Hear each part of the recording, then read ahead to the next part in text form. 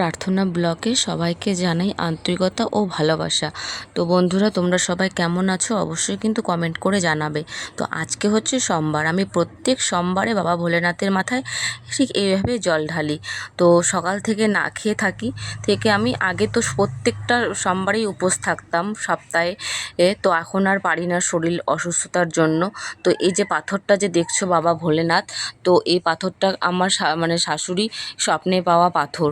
তো খুব জাগ্রত।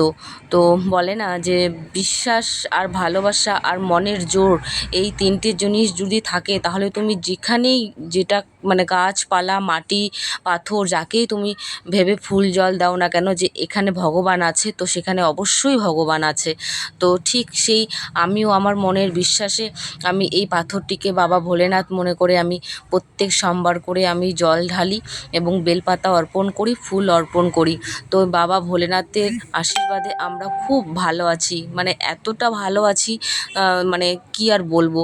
আমার যখন বড় মেয়ে হয়, বড় মেয়ে হওয়ার পরে আমাকে ডাক্তার বলে দিয়েছিল যে আমি আর বাচ্চা নিতে পারবো না, কিন্তু বাবা ভোলেনাথের কাছে আমি মানত করেছিলাম যে যতদিন আমার বাচ্চা না হবে ততদিন আমি তোমার উপবাস করব।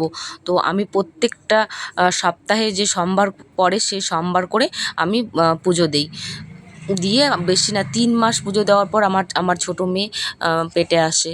তো তারপর থেকে আমি আমার বাবা ভোলেনাথকে এতটাই বিশ্বাস করি, এতটাই ভালোবাসি, মানে কি বলবো আর।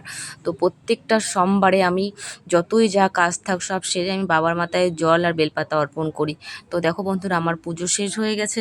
তো আমি দেখো আমার অ্যাঞ্জেল সোনাকে, বাবার আরেক ভক্ত, তাকে প্রসাদ খাইয়ে আমি প্রসাদ গ্রহণ করলাম। তো বন্ধুরা, টাটা বাই বাই। ভালো লাগলে সাবস্ক্রাইব করে দেবে।